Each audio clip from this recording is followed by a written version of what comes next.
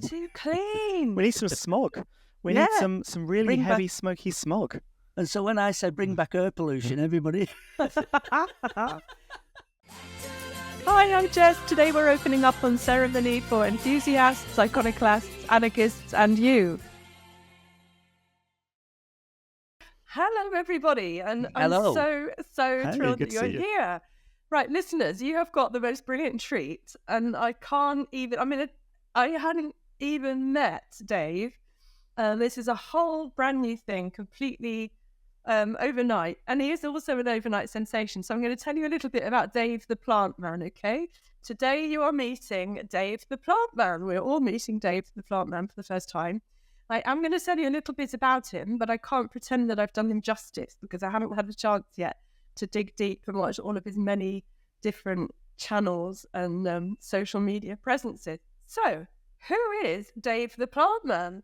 So Dave the Plantman is it fair to say an unlikely overnight YouTube sensation? I mean, Instagram sensation. I'd say so, yes. You're a bit of an at my unlikely age, celebrity. Yeah, at my age, I never thought I would be an Instagram influencer. That's what you are. You're an influencer. So Dave is a surprising influencer. So what, you might ask me, is he doing on this podcast, and what is he an influencer for? So Dave is a horticulturalist of much experience. Imagine, if you would, 45 years of experience working with plants, which I think increasingly, for quite a lot of my younger listeners, I know that you're all really interested in plants. And I am trying to keep some alive, as you can see behind me. I've never been green-fingered. That went to my sister. But I am just started That's what I'm here for. Yeah, you're here for it. I'm really, really glad you've come into my life at the right moment. Look, I've got some little spiders. Anyway, that was from one of my other podcast guests called Roxy Hayden. She gave me some of her spider plant babies. And unbeknownst to me, home is complete. Well, yeah, No home is complete without a ludicrous amount of spider plants. I've always just had dead creatures, like dead leaves everywhere. And I thought, no, that's got to change.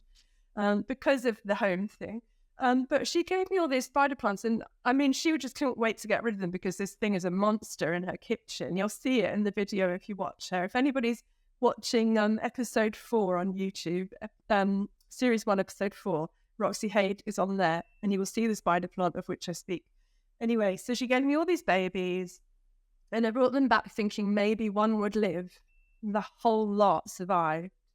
They're overrun.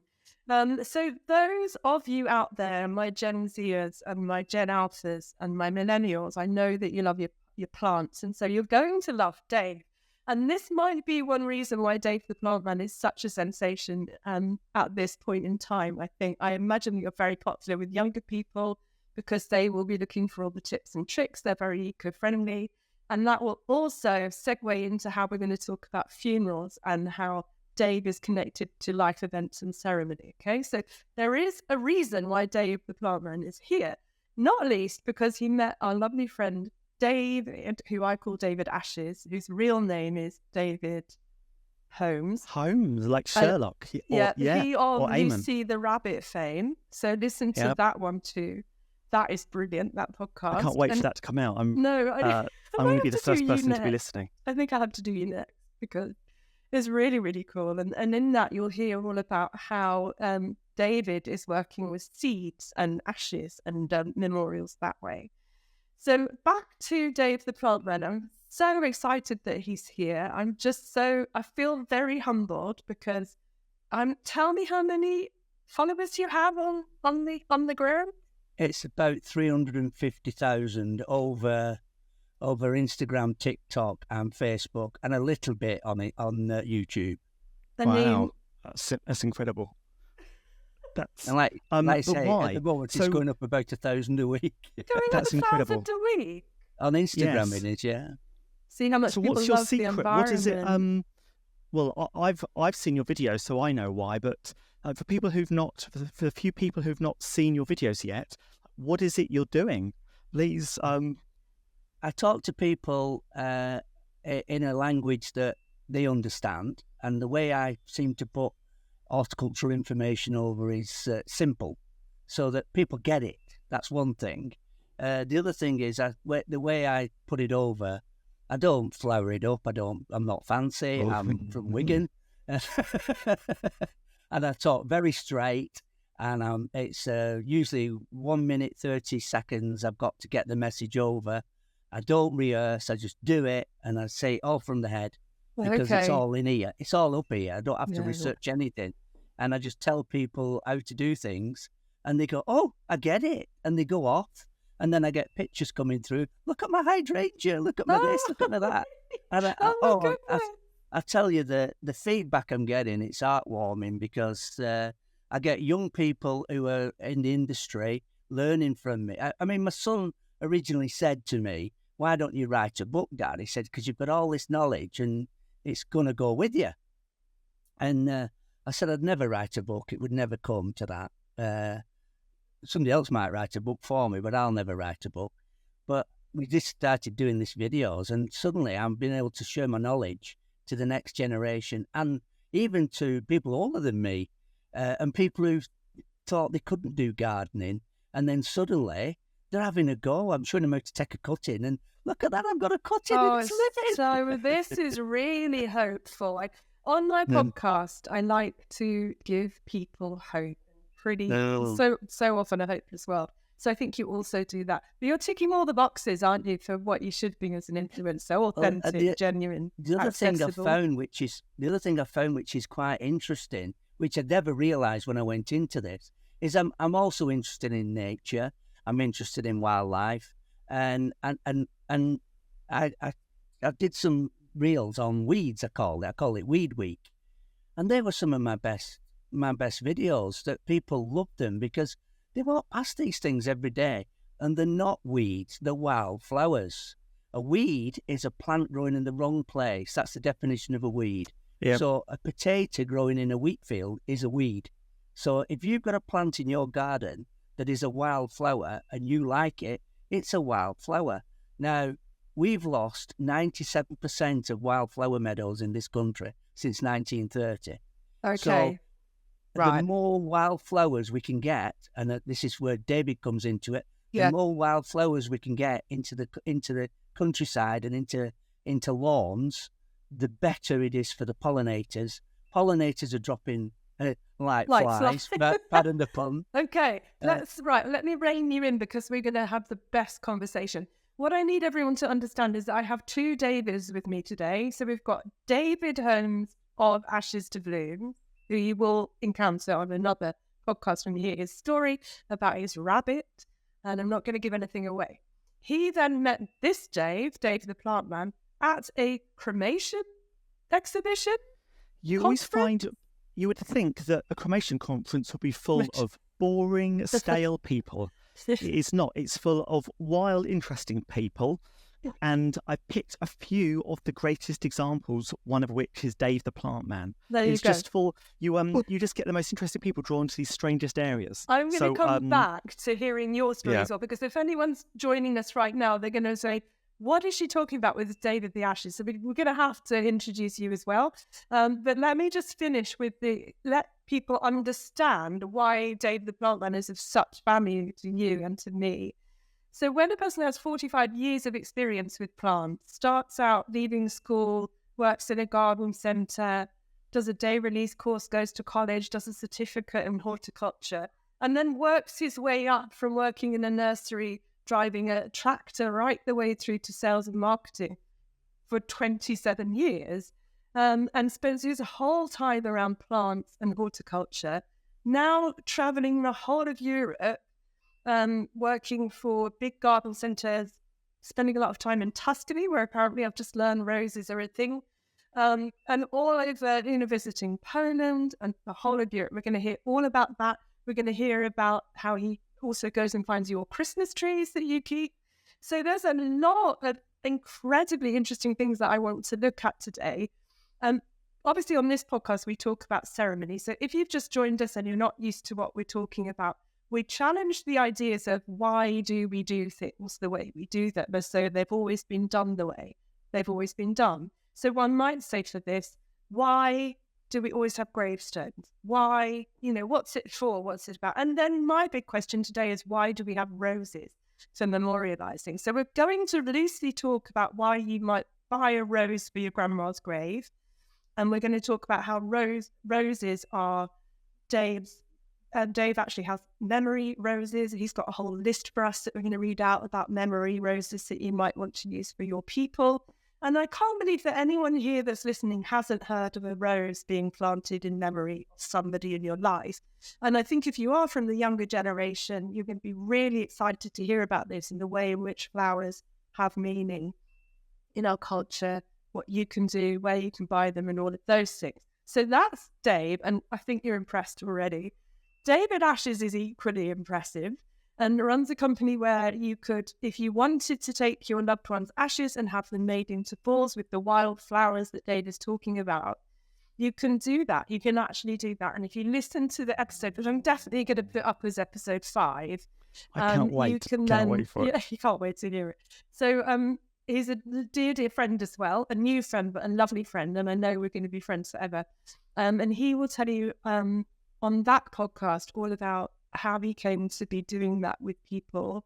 And I don't want to spoil it too much, but the reason he's here today is that this little trio have to get together and we just can't wait to talk about what we need to talk about. So welcome, Dave. It was a lengthy introduction, but it's so worth it because I don't know how many people will know about you. Obviously thousands and thousands and thousands, but with my audience, not so many. And because I talk about ceremony, it might not be that obvious to anyone that talking about the way we use roses to memorialize is really, really super relevant to doing things differently. So I'm going to start just with one question that I ask all of my guests, and that is, could you think of a favourite ceremony that you've ever been to? Wedding, funeral, christening, anything? My favourite memory of a funeral, and it was a gentleman who lived in the street where I grew up, and he was of an era when to be gay was he had to keep it quiet. So everybody suspected that Eric was gay, but it was never ever came out. And at his funeral, when all his friends were there and everybody was there, he went into "I am what I am." Oh my God! Wow. That's brilliant. And everybody cheered because Eric eventually came out. Oh my God. It was lovely. It was that. Absolutely lovely. It's amazing. Pride. It's actually Pride Week here in August, and I'm going to be putting out lots of flyers in the queer community. And I think that is really, really special and really, really timely. Oh, we love Eric. Is there a rose for Eric? I wish there were. Not yet, no. No. So, But it's ceremonies like that where it's genuinely about the person and you learn about them and you feel like they're there. That's when they're special, aren't they? When you really learn about the person, not just when you sort of followed a fixed routine of what you feel obliged to do. Well, I knew Eric. It was Eric. He lived up in the street, and he was an older brother of somebody I used to hang around with.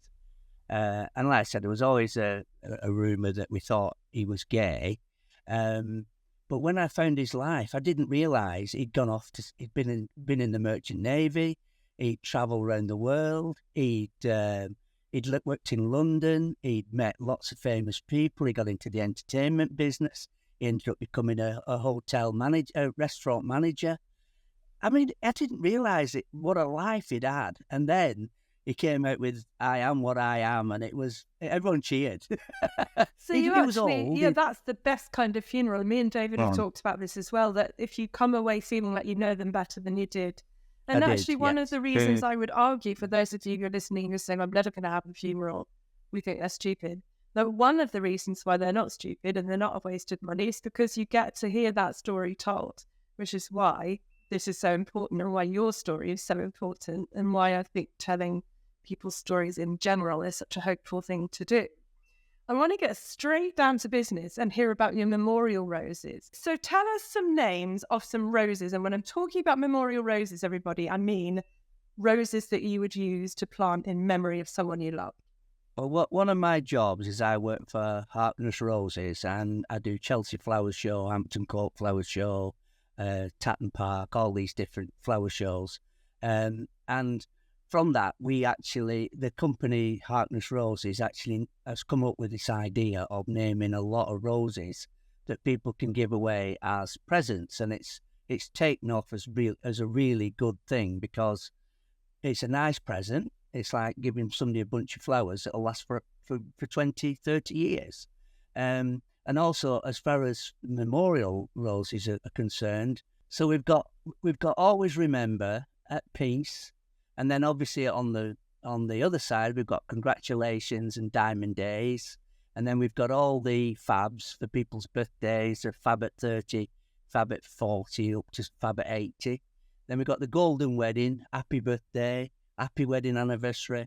Another memorial one, Love Never Dies, Loving Memories, New Arrival. New Arrival's a nice one because we plant a rose for a new arrival, and that was planted,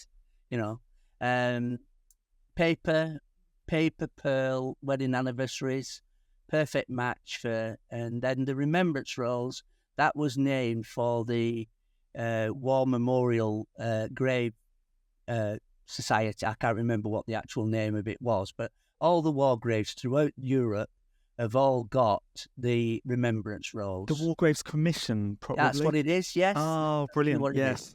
And the Queen, actually, originally when it came out, she planted all red roses all the way down the Mall. And when you see videos of all those war graves, the red rose that's in there is Remembrance Rose, which was was bred by Harkness Roses. So the memorial, let's explain a little bit about that for anyone that doesn't know about it. So are there roses planted on every grave? And a lot of graves, yes. And that's in the war graves in France? Yes. All of those. Yeah. France, Belgium, all over Europe. For anything to do with the War Graves Commission, then Remembrance Rose was named for them, and they used that red rose. And I went over to Belgium last year, and we went to a war grave, and there it was. So I've got a photograph of our rose on all the war graves. Oh, wow. That's and incredible. Then we've got Ruby Wedding, Silver Wedding, and then these are quite good ones for the memorial ones, which sell quite well, are the Special Dad, Special Granddad, Special Grandma, Special Mum. Then we've got Thank You, which is a present one. Love, with Love, Your Wedding. And then we did have one. It's not on this list, but we have one even for pets, like Faithful Friend. Oh. We had as well. So we basically covered any sort of celebration or memorial we've covered on it with the name of a rose. So there you go. So that's really, really relevant to what we do here, Dave, because we're trying to encourage people to understand the need of ceremony or the need of marking occasion, and the main thing is to understand that you don't have to do what's always been done, or you can borrow from tradition and you can do what's always been done but do it in a new way. And some of these names are quite new. So tell us about the names of how do they find the names of them, and are they all new roses as new hybrids are created? What makes it? Yeah, well, Philip Harkness is a rose breeder. And basically what he does, he cross-pollinates thousands and thousands of different roses. So say you had a nice big red one and you had a nice scented one, you then cross-pollinate those and see if you can get a good scented red, which is not an easy one to find. But then from that you get pink and stripy and all different things come out. So they're all different. And out of 45,000 rose seedlings he does every year, eventually a few of those make it to the marketplace, but not many. Most of them die on the wayside. So for those of us who don't know what you're talking about, so when you say cross-pollination, and this is your great expertise in making everything accessible. So when you say cross-pollination and all these thousands and thousands of thousands, tens of thousands of roses, why, first of all, what is cross-pollination? And second of all, how do we... why do only some of them make it? Are the others not fruitful? Do they not survive, or what happens? Well, cross-pollination is you take the female parts of, say, the red rose, and you take the female parts off the male parts off the scented rose, and so bees can't cross-pollinate them for you.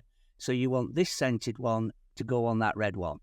So you have to take the anthers off one and leave the stamens on the other, and then you actually dab them together, and then they put a paper bag over them and a rubber band to stop the bees getting in, because they don't want any other cross-pollinators to get in. And then they write down that this is scented rose, this is red rose, and then from that coupling, they get a pod of seeds, and from those seeds, they then sow them. Now, some of them don't do a lot. They just sort of go back to a wild seed. Some are very weak, some are very strong, some make a climbing rose. Some of them have little simple flowers on, some have really big flowers on. And then some of them are very prone to disease, some are not prone to disease. So out of all that vetting, they'll then select some, and then they'll start propagating from those and plant them out in the field, see how the weather treats them, see how they perform. Do they get black spot? Do they get mildew? And he started now, for the last 3 years, he doesn't use any chemicals in the production of his young plants. So they've got to be tough to get to market. And then you look at the flowers and say, well, this is a lovely... The last one we launched at Chelsea Flower Show was Chelsea Pensioner, to raise money for the Chelsea pensioners. And it was a really big red rose, and it was beautiful. Again, with roses, it says that it's an highly scented rose. And I smelt it, and I couldn't smell anything. I said, this is supposed to be scented. And everybody's olfactory nerves are different. So I was stood at Chelsea they were saying, is it scented? I said, you tell me. And some ladies said, wow, that's fantastic. And next to them, somebody said, it doesn't smell of anything. Oh my God, that makes so much sense. I was getting ladies arguing. I said, no, you're different. You were different. And if they were related, it was to do with the genes. So mother and daughter both couldn't smell it, or mother and daughter both could smell it. And we launched one that was a black and white one. It was either fantastic or nothing. But the Chelsea Pensioner one had a sliding scale between 0 and 10. Some people thought it was a 10. Some people couldn't smell it. And some people were giving it about a 5. It was it's fascinating. Amazing. I've got an amazing sense. Like I can smell things from... I'm like a cat. I can smell anything for miles. And you'd be amazed how many people have lost the sense of smell over COVID, though. Loads of people have said it. It is familial, though, because all the women in my family are the same. We all will walk into a room and go, oh, God, and all the men can't smell it. Yeah, that's really interesting. So people have genuinely lost their sense of smell during COVID. No. Yeah, and when I was at Hampton Court, there was somebody that actually dragged me over to do a film on their garden, because they'd done a garden that was just for people who couldn't smell. So it had movement in it, and it had sound in it, and it had crunchy gravel and everything else for all the other senses except smell. But they did put some senses in there, because they were saying there's certain scents, and mainly herbs, where you can actually retrain your nose to start smelling again. You can actually start getting scent back.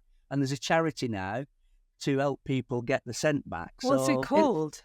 I can't remember. I'd have to look it all up. I can't even remember the name of the garden. I've got to ask this question for everyone else, because I know everyone wants to know.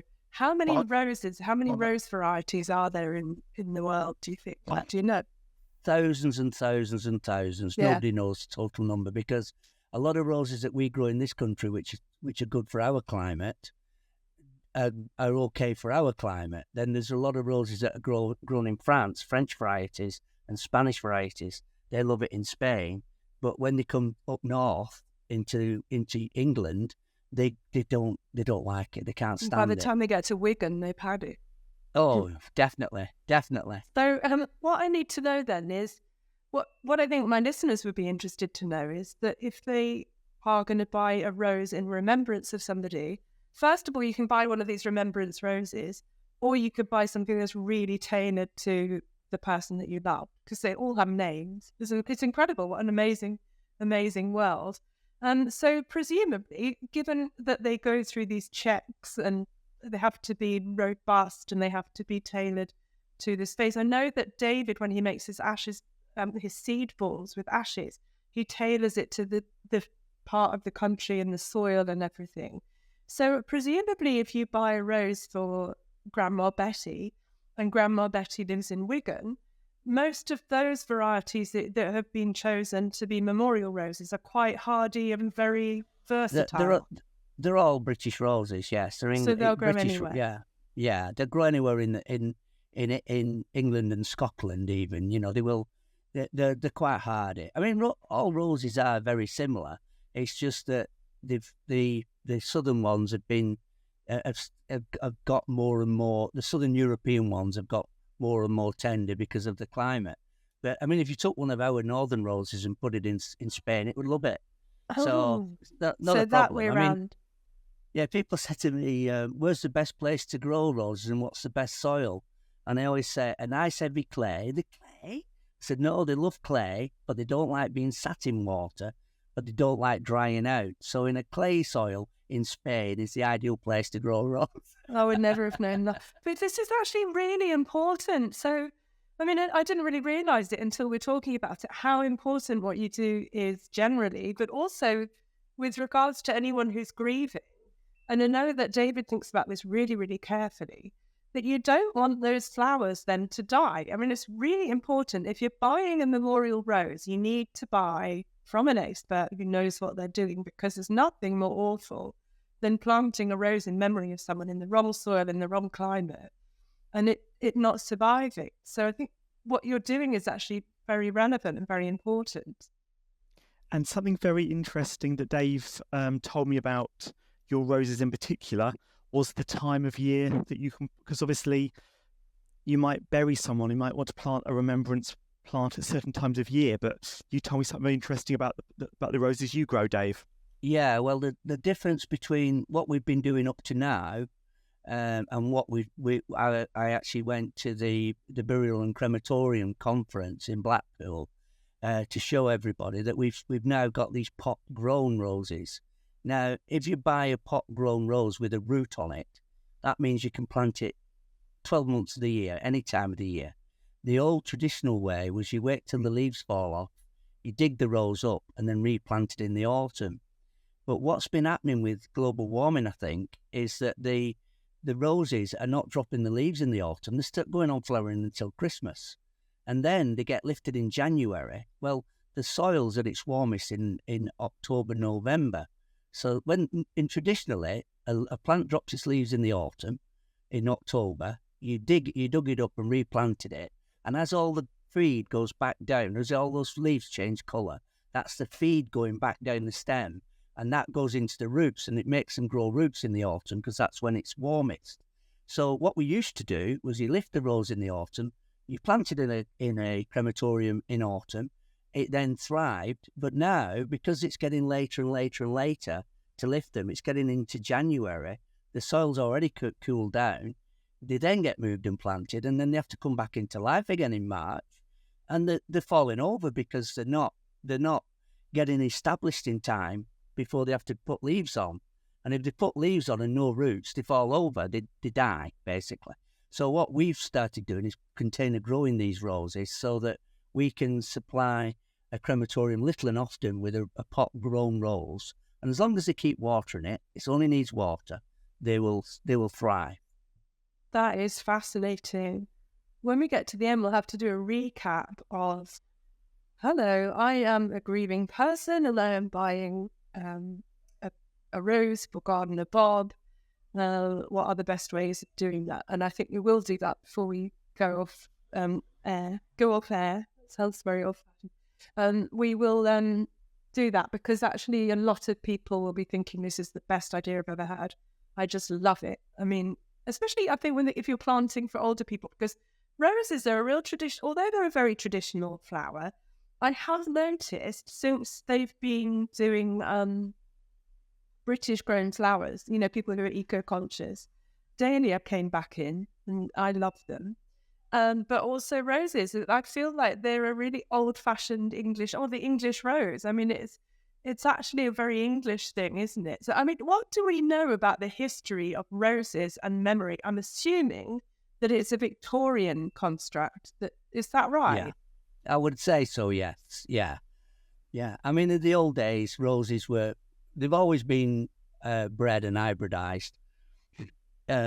a lot of the old varieties can't survive now because we've cleaned the atmosphere up. This is another interesting thing. That you see how I deliver, listeners. Do I not find the best people? That is amazing. Tell us about it. We really need to know. My listeners will love all this. Tell us. What's happened is in Victorian times, everybody had smoky coal fires. If you look in London now, of all the old buildings, some of them had 15 chimney pots on those buildings because they had a coal fire in every room, and all that coal smoke went up. The steam engines were all coal. The factories were all coal. So we used to pour tons and tons of coal smoke into the atmosphere, and that's when in the 50s they had the pea supers in London. Well, when it rained, the sulphur in the atmosphere got mixed with the rain, and it came down with a lovely sulphur rain, which roses absolutely loved because it stopped them from getting mildew. So I get asked all the time for some of these old varieties. They won't survive in this current climate. It's too clean. Too clean. We need some smog. We need some really heavy, smoky smog.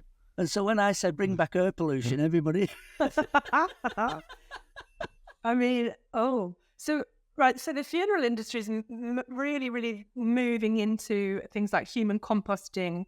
For those of you who don't know much about the funeral industry, there have been some real concerns around the environment, around the kind of things that we'd be putting into the earth, about the output of crematoria, not to put too fine point on it, like furnaces, lots of pollution. And now we've got things like human composting, and we've got this whole idea about returning to the earth. And also, I've had some really interesting conversations about sense of place. And I have a man on called Professor Howard Williams, who talks about the archaeology of death and the importance of place. And so I feel increasingly that we are going back to the earth. And a lot of people are thinking about their relationship to the world. And this is why ceremony and life events are so significant in showing people the zeitgeist of any particular culture or place. So you've got people who are thinking really carefully, when I die, where do I want to go? Some people are saying they want to be sent to the moon or put into rockets, but that's quite problematic, obviously. We don't want to talk about Elon Musk, but, let's leave that there. But then you've got the human composting. Most people think if you're buried in a wicker coffin, that can be good. But even that has its problems. So I think it's very interesting that you're talking about the relationship between our environment and our vegetation, and how that sits with funerals as well is also really sits alongside all of those conversations, that discourse. And I know that David is really interested in you're a big eco warrior, aren't you, really? So tell us, what I'd like to do is steer this conversation towards the thing you said at the beginning about bees and the bee population, pollination and wildflowers, because if you do know about natural burials, brilliant. If you don't know about natural burials out there, you can, if someone in your life dies, someone you love, you've lost them, you can have a traditional crematorium funeral. You can have the ashes back, you can inter them, which means burying them in a container, or you can sprinkle them in particular places, or you can have a person buried. That's a very expensive and usual graveyards, the average graveyard, and we're running out of space, and that is why. But if you want to be buried in a natural burial ground, you can be buried surrounded by trees and by flora and fauna that are unique to that particular space. And you will be told you can't plant this, but you can plant that, and you can't put too many ashes because is it alkaline? It's an alkaline soil? Heavily alkaline. So you can't do it. There. It's calcium, you see, which is alkaline. There you go. So David's got all this knowledge. So tell us a bit more about that. But interesting, recently I learned that even so, of course, like you're saying, there's always brilliant, we should have gone back towards some really interesting, traditional, sort of non-fancy options for burying people. So there's been this huge growth in natural burials. And for example, people being buried with these lovely natural shrouds. So it can be made of cotton or wool, for example. But they've discovered that the wool shrouds, the lanolin, when it breaks down, can actually be very, very toxic. So even these you'd think something so natural would be just the perfect. So lots of green burial sites now won't allow wool shrouds, and you think, what could be a nicer, simpler, more natural option than that?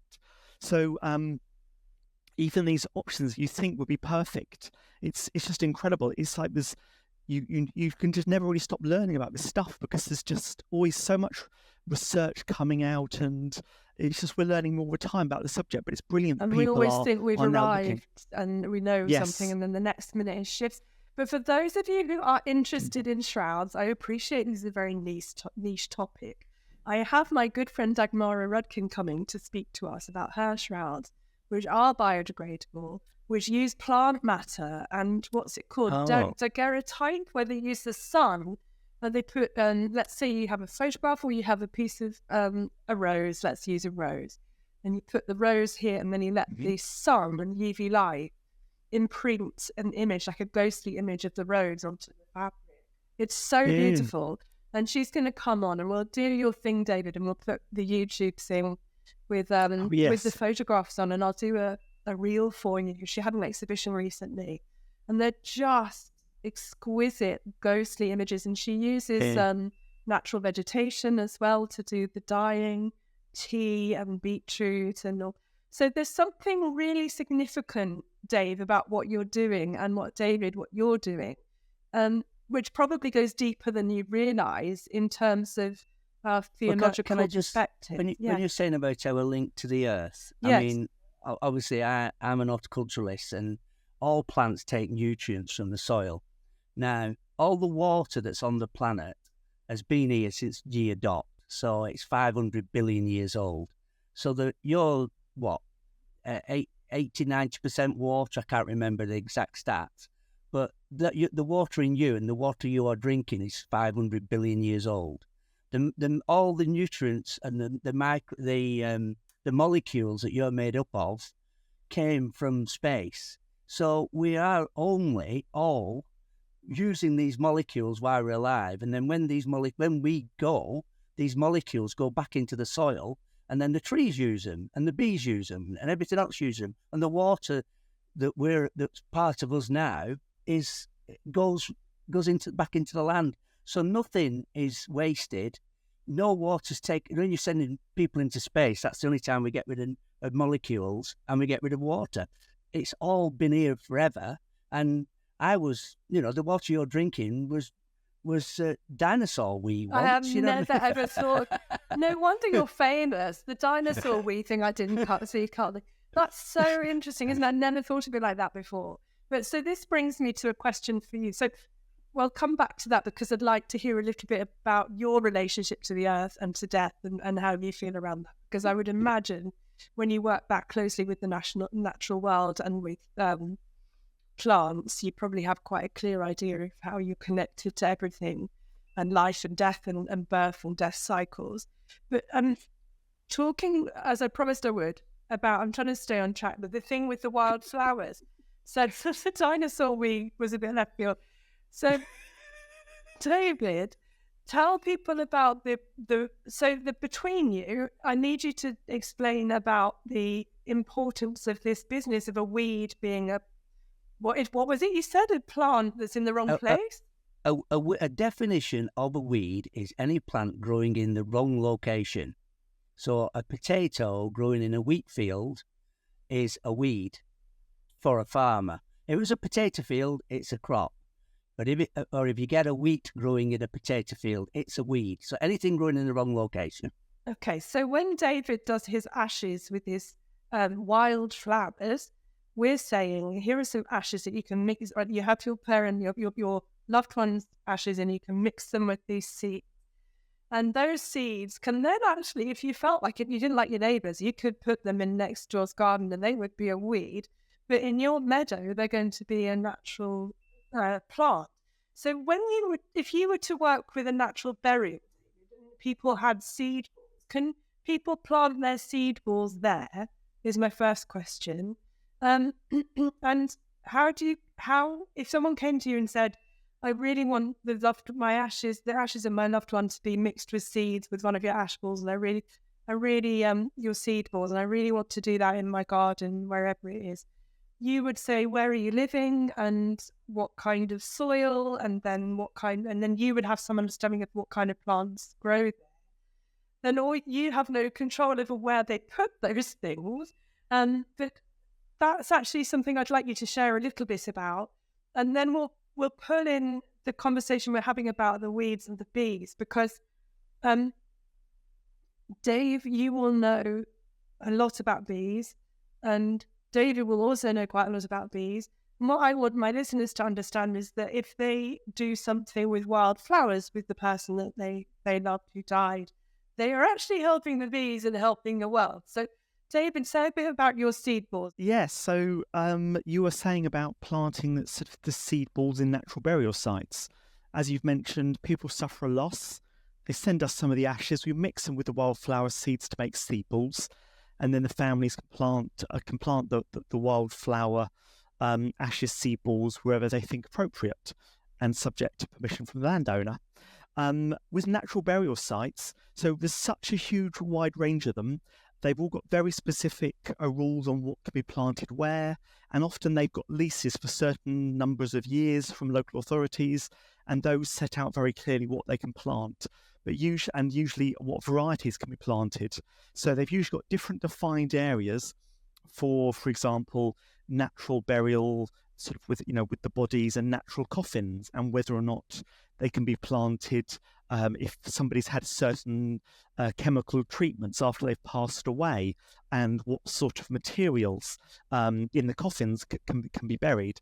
But we're working with lots of different natural burial sites now, and usually we can work out a way where there's a special area where people can plant the seed balls of their loved one. They choose a special area. They might be allowed to place a plaque so they know where their seed balls are planted, or it might be more of a general natural group situation where you throw your seed balls in the natural meadow, and they just become part of this great big beautiful meadow, which is the home to lots of different people who have passed away and who've all contributed to this natural burial place. And then you were saying about in people's gardens as well. So if you want to plant pet ashes or human ashes in your own garden, then that is absolutely fine. On our website, we've got a whole range of different seed ball mixes, because I'm down in sunny Worthing and we've got really chalky soil here.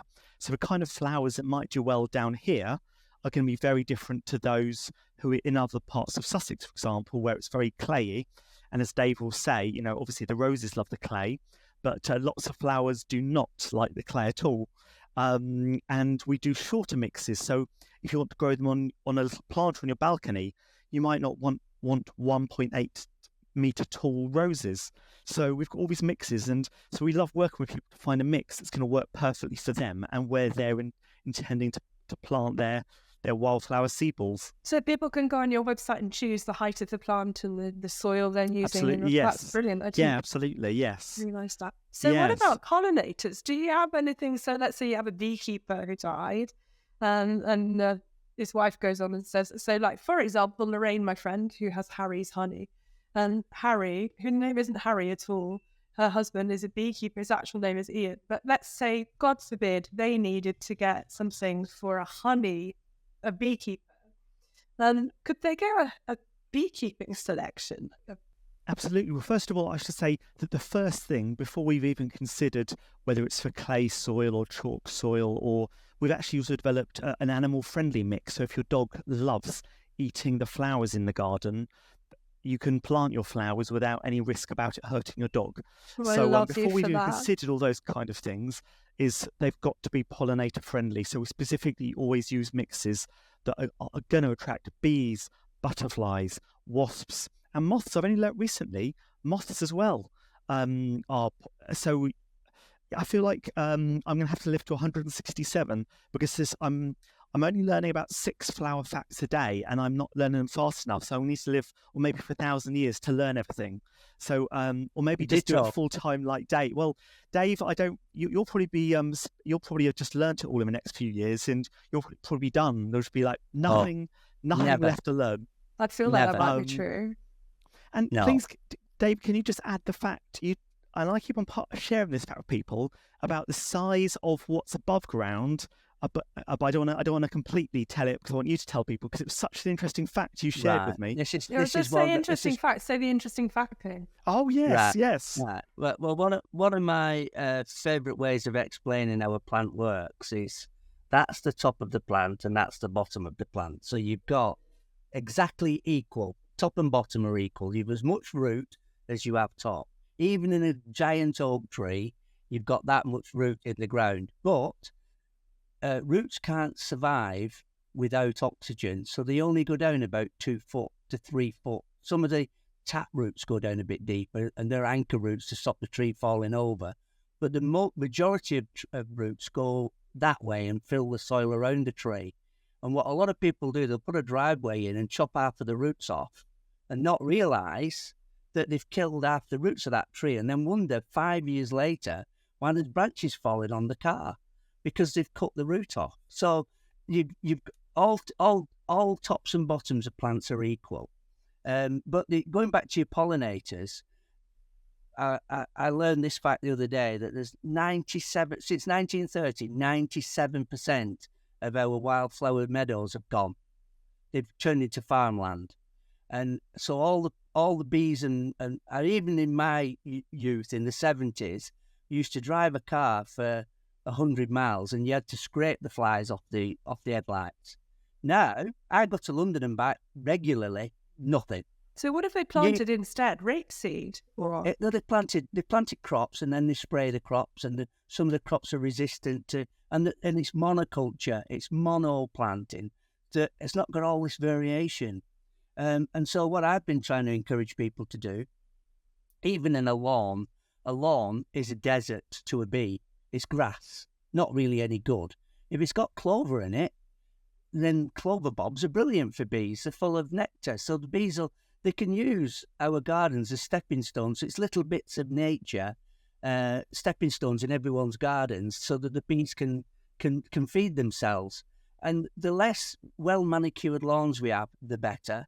The No Mow May thing that came out, it should be No Mow May. It's no I never mow at heard all. of that. What's that? You should. Well, they came up with this thing called No Mow May, where you didn't mow in May and let your flowers bloom and let the bees have a go at all the flowers in your lawn, instead of keep mowing it every week and keeping it like a bowling green. I've seen lots of lovely gardens now where they did have really big grass, and they used to ride up and down with the ride-on mowers. Now they're just cutting footpaths through and leaving the middle bit as wild meadows, and you can still walk around your garden. It's still there, but it's a lot more nature friendly, so that the bees and the butterflies can get a chance of survival again. What's happening to the bees? Sorry, carry on. Well, because of insecticides that's being used everywhere, they're being wiped out. And if we lose our bees, we will not get any food, because your apple tree in your garden, you'd have to go out with a paintbrush and transfer pollen with a paintbrush for every single flower to get an apple. Now, the bees do it for us, but if we didn't have bees, nothing would get pollinated, so therefore we'd have to unpollinate everything.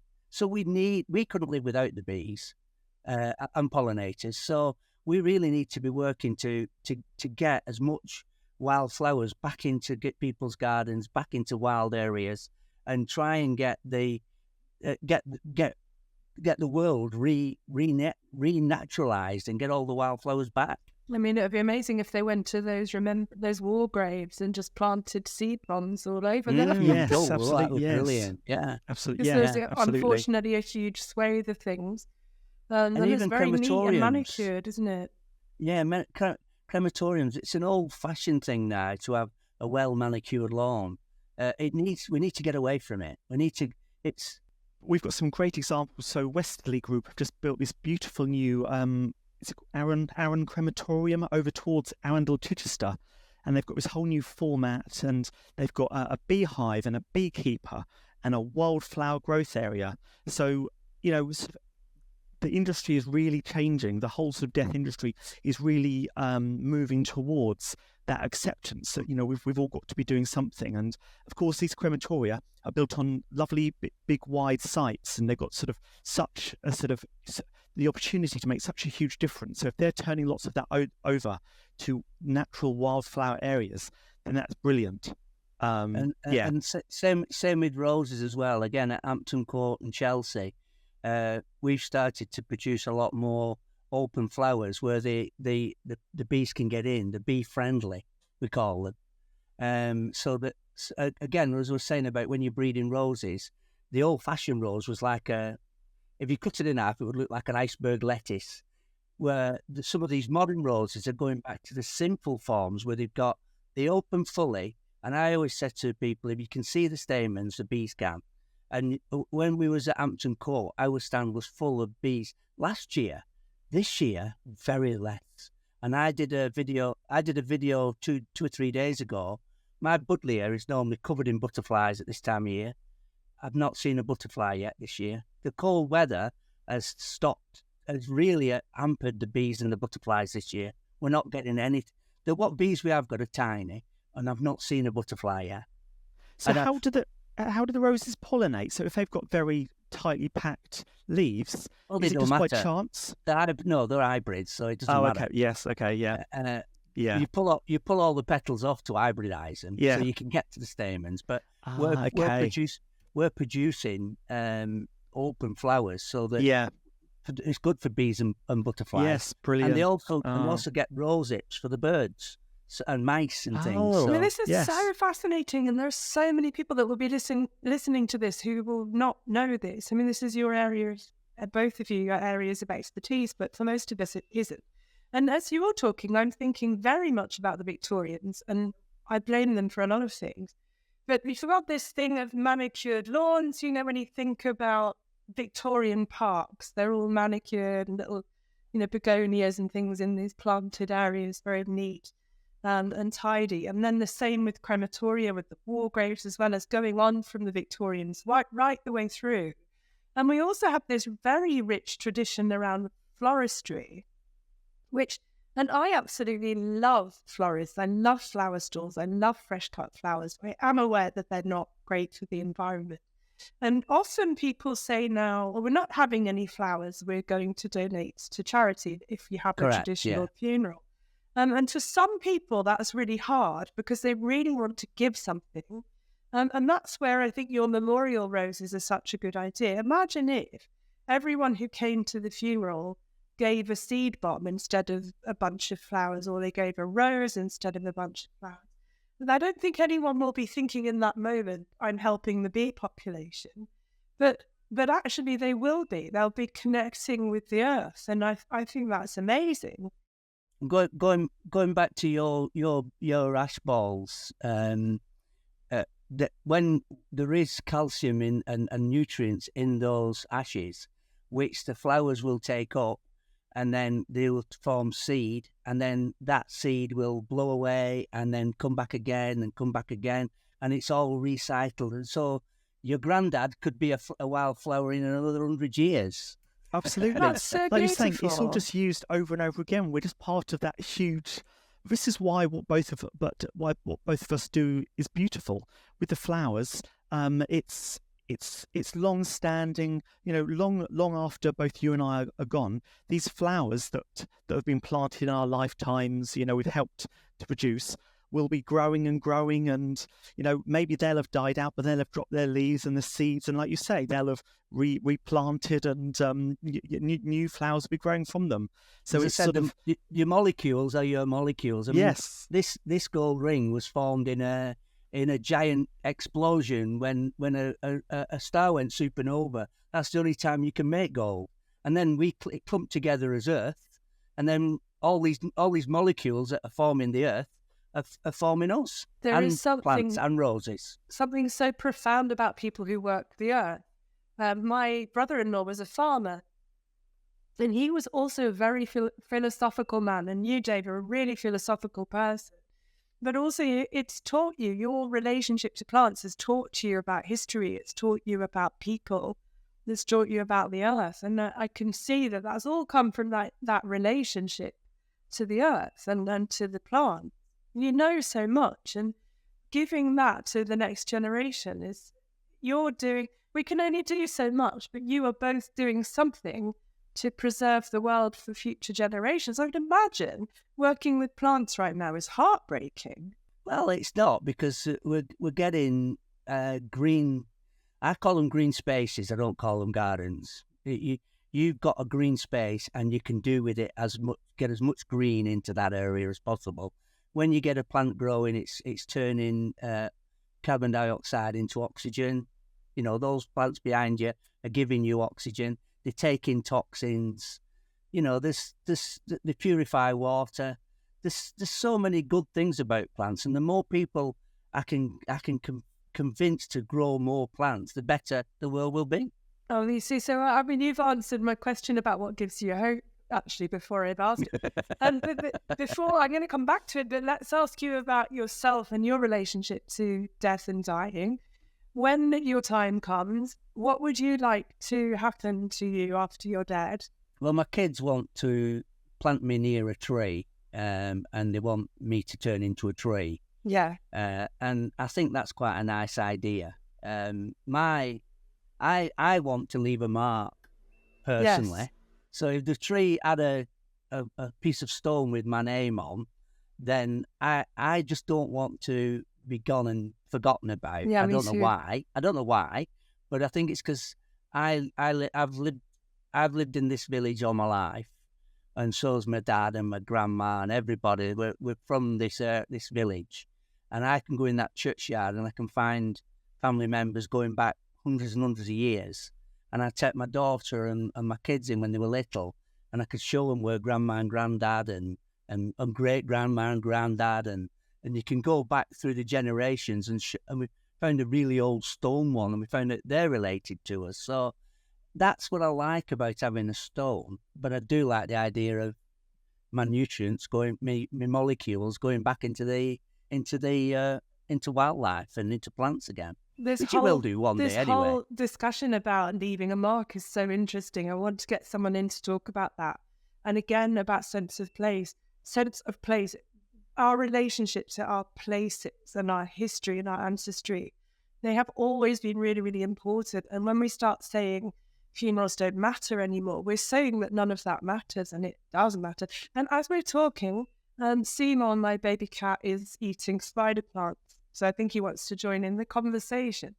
So I love that. That's what we did for my mum and dad. We planted a beech tree, and to my shame, because I don't have a car and it's in Penzance, and then we had the pandemic, I haven't been able to get down and see the tree. And I had this moment on the 10th anniversary of my mum, where I was really quite emotional on that day, and I don't really think about it that much. I'm not someone that's completely plagued by grief. But I had this moment where I realised how much time had passed and how big the tree would be. And it was the thought of that tree and thinking how big it would be by now and how much has happened. And I'm reading a book called Overstory at the moment. And every single story, it's like loads of short stories, which I think by the end of it will connect. It's about this thick. And it's all about relationships with stories of human beings and their relationship to trees and the pivotal point that the tree has played in their life. By 2050 we'll have the climate here as Barcelona, and if you go to Barcelona, they've got shade trees everywhere, and people walk on, and it makes walking in the street in Barcelona quite pleasant, because you're under the temperature under a tree. It can be 20 degrees cooler than above the tree. So we're going to have to plant a lot more trees in the next sort of 50 years to get them big enough to give us that shade. We're going to need that shade going forward. So everybody needs to plant a tree. Yeah. Everyone that dies should have a tree planted in order to... Yes. And I mean, that's such a beautiful metaphor, isn't it? And maybe we should end on it, that every tree that's planted offers shade to the next generation. Well, yeah, and ultimately, absolutely. That's what we're trying to do. So when I'm asking you what gives you hope for humanity, I mean, you don't seem negative about it. You seem like we do a thing, we have to just act. And these are some of the ways in which we can act. And that's really lovely, because a lot of the conversations are just so... And a lot of the younger people that I speak to, you know, many of whom make up my audiences, they're really despairing. They just can't think what to do next. And I think if you can't really change the politicians that we have. Really, you can do your best, you can vote, you can use your autonomy. But when you plant something, that's very tangible, isn't it? That's something very hopeful. I know when I plant this in memory of Nan, I might even plant some clover. Because when I do that, this is the way in which she's being reincorporated into the universe. I think Dave the Plantman, unlikely star, probably doesn't realize how very, very deep what he offers is. I don't know. Are you aware that you're so much of a philosopher and that you're offering such depth to people? You're not, are you? You think you're just a bloke from Oregon, but you're not. Yeah. That's why I bring people on, because that's what I love about my work. Whenever I work, let's say I do a funeral for, it was always Bob, isn't it? That's the joke. I'm doing a funeral for Bob Smith. Bob Smith is never just Bob Smith. Bob Smith will have an incredible story. And I'm going to let David take that point, because when I asked him on the podcast what gave him hope for human beings, he said this very thing about people and their stories. Everyone you talk to, you see someone walking along the street and you think, oh, that's just a generic person. Everyone you talk to, they've experienced things you'd never thought of. They've got views and thoughts and memories and ideas or dreams that, because we've all got such unique brains and such unique lives. So everyone you talk to, you just never know what's going to come out of their mouth and what you're going to learn from them. No. So everyone you talk to, it's just a whole new experience. It's incredible. And also, we don't know what we're doing. This is what's wrong about people. I was on a train and the lady sat in front of me and she got a laptop out and she got her headphones on and she was just going to settle down to watch something on her DVD. And for some reason, she saw that I had a Chelsea Flower Show badge on and she started making conversation. Then another lady joined us and we chatted all the way home on that train. And that train journey, what's normally a drag, went like that. And this lady was going to go on this other lady's. They were best. Everyone was best friends. To be honest, you were in the north though.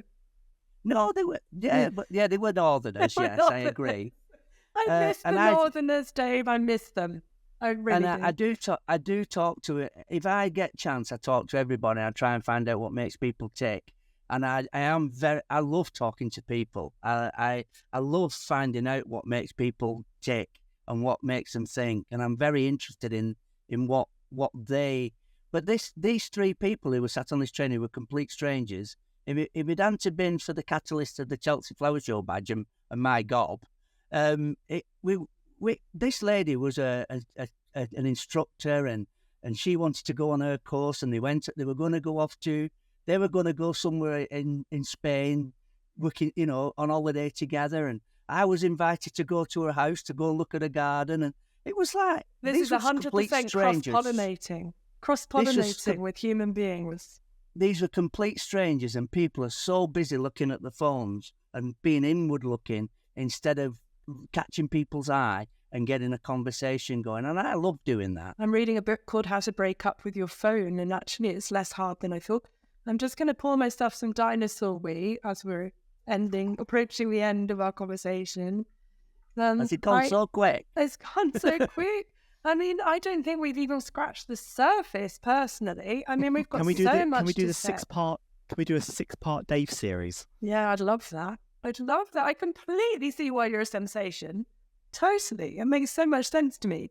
And what I love is that this is coming just a really important part in the development of this podcast, because when I was chatting with Jack, that should be a podcast as well. Jack, who's just the most awesome individual, who has the patience of the Sapiens to deal with me and all this technology. And he's one of these lovely young people in his 20s. He keeps me on track. But we were talking about how one of the things that's lost, along with this thing of Head Start on your mobile, is intergenerational conversation. And we were talking about how our podcast, this one, can connect those two generations. I'm kind of right in the middle.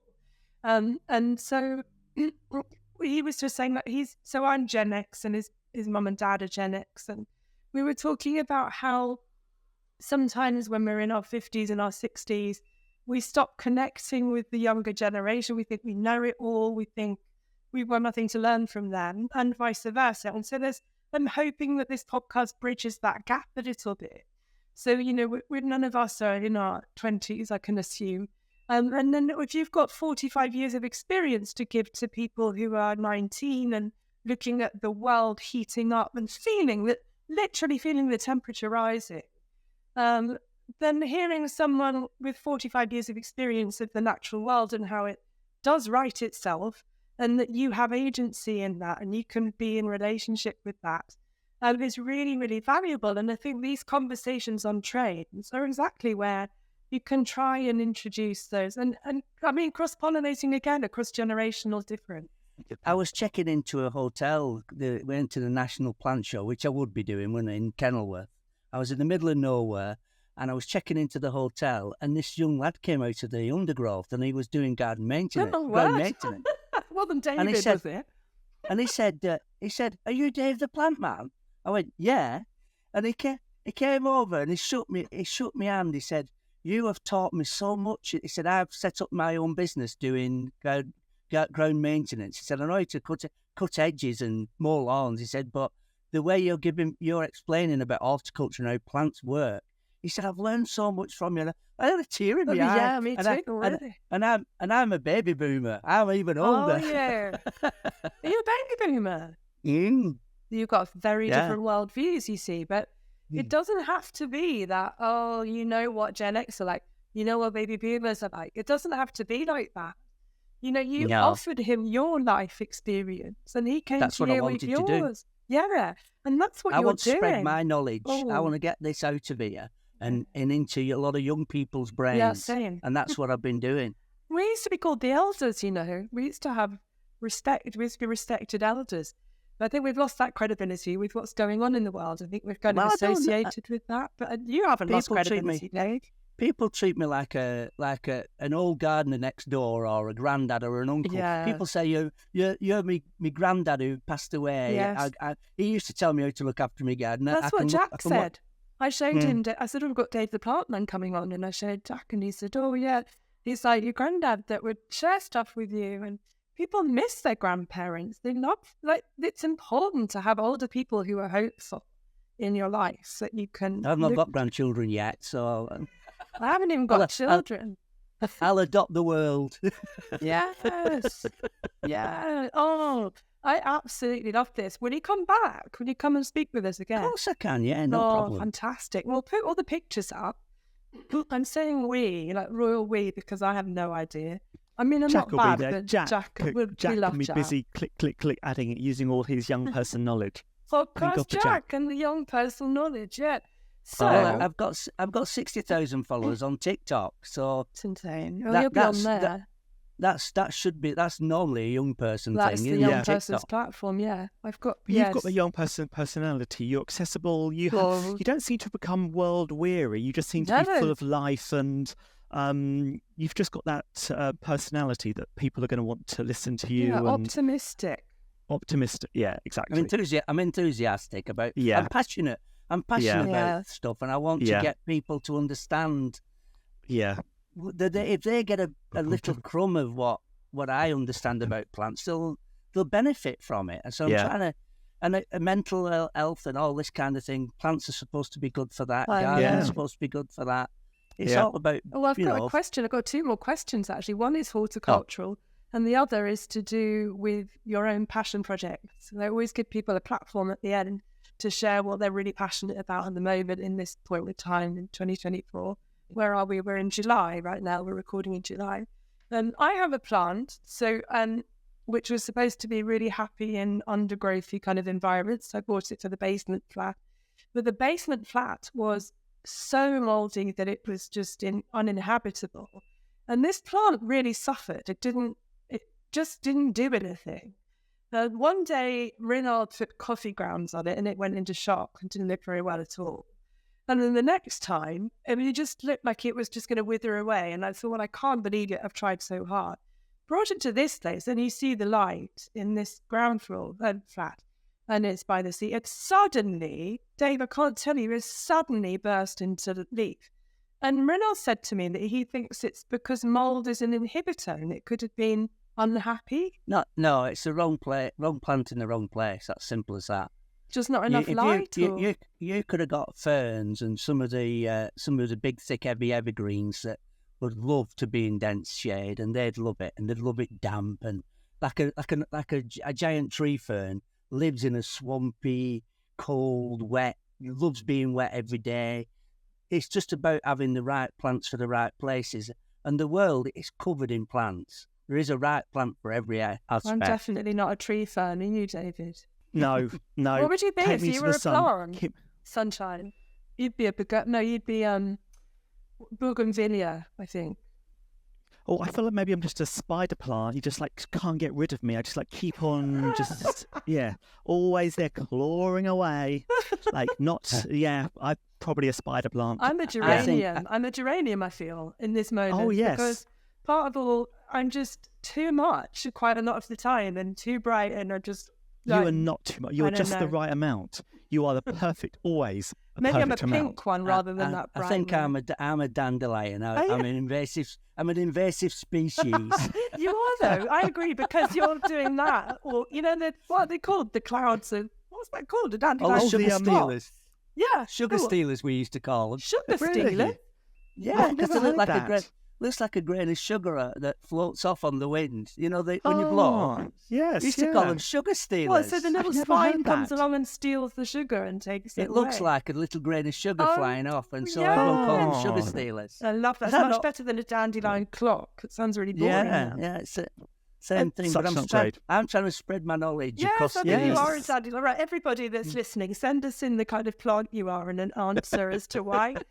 So, Dave, what's your big passion of the moment? What's going on for you right now that you're super excited for? I think it's a matter of trying to get this knowledge that's in here into as many people's, well, especially young people's brains as possible, and try and infect them with the horticultural bug.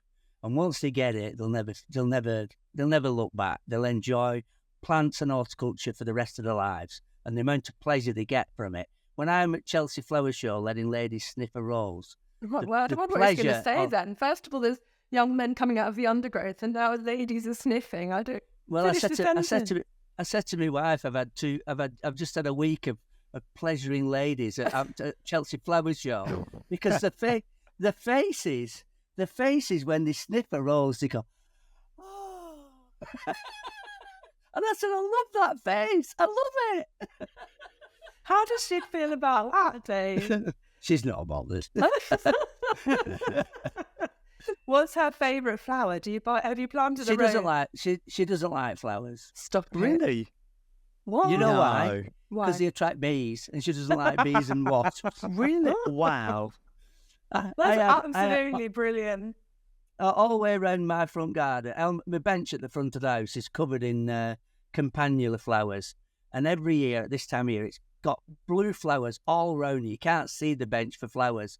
And she wants to chop them down because she can't sit on the bench because she's frightened of bees. Oh my goodness. Me and my wife are completely opposite in every way. Oh my gosh, shout out to Mrs. Plantman. What's her name? Yes. Jill. Her name's Jill, and we've been together for 29 years. Is she bored to death with hearing about plants, Dave? Oh, she's not interested in anything I talk. Rupert's just got to go out. Hang on a minute, I'm coming back. So you're like Jack Spratt and his wife. You're like exact opposites, but perfect for each other, obviously. Well, you wouldn't think so. But they often say the exact opposites. You just made to be together. That you benefit from each other's own qualities. I've got a black car. She's got a white car. We are complete opposites. I do a lot of weddings, Dave. I've heard a lot of stories about weddings and relationships, and it's quite often the most successful ones where people are totally different. This is the plant. I mean, everybody contact Dave with your disasters. Yeah. Now that follows the sun, that can move its leaves and actually follow the sun. What is it? So I think they used to call them a prayer plant, but it actually follows the sun as the sun goes round the room. I used to have a big one of those that used to catch on the wall, and we had somebody else sitting, and at night it used to suddenly go whoosh and move. And she said, "Your plant's haunted." I said, "No, it catches on the wall and it moves." Oh my God, haunted plants. I'm going to have to get... Oh my goodness. Well, you think about that plant. That's come out of the jungle. It's a foreign plant. It's not a British plant. So it's a house plant from a jungle in somewhere, and it lives in the undergrowth underneath the understory of all the trees. So that's why house plants can survive with low light. The woman that sold it me thought she said, "Oh, it'll really like being in the shade," but not so. What it would have done was seek light. It likes dapple shade. It was too dark. Yeah. I once, when I was younger, got a Swiss cheese plant, and I thought, oh, I'll put this outside and give it a good dose of sunshine, and it got sunburned because it wasn't used to it. It got big holes in its leaves. It got burned because it's a shade lover. And actually, Mollisteria deliciosa, which is a Swiss cheese plant, some plants actually grow. They actually grow to the dark, which you think, hang on a minute, surely it would grow to the sun, but it doesn't. It grows to the dark because the darkest point is the bottom of a tree, and then it goes up the tree and gets into the light by growing up somebody else and gets up there quicker. Wow. So somebody out there that's listening is one of those plants seeking the dark and then climbing up. We did mention Elon Musk, didn't we, earlier? Never mind. Well, you did. You did. Nobody else did. He might be seeking the dark and they're clinging to other people on the way up, do you think? Anyway, enough of that. So, absolutely brilliant. I think we should stop here and get our heads together about how we can do more to reach lots of younger people and share our mutual passions and our great age and wisdom. I don't know, and learn from them. I mean, more importantly, actually, learn from them what they have to teach us and what makes them hopeful. But I reckon that Dave the Plantman and David Ashes to Blooms,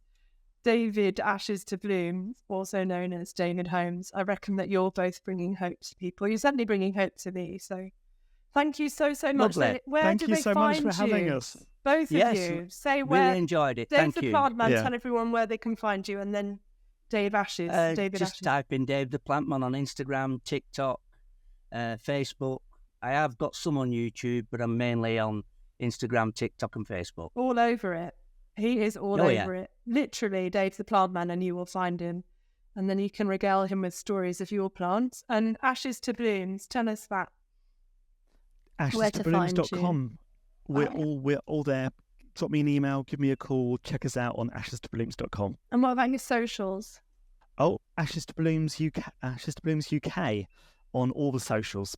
Yeah, you'll find us very easily. And you can find me, Jess May, and you can find me on Instagram as Crazy Diamonds Funeral Queen. And if you go to my Jess May, www.jess-may.com, you'll find all my different things, including this podcast opening ceremony. So thanks, everybody. I'm going to put David on next, so you'll hear all about Lucy the Rabbit and all about the Ashes to Blooms, how the concept developed and the story behind Ashes to Blooms. And you're going to love it. But he's not having it. He's not going to be...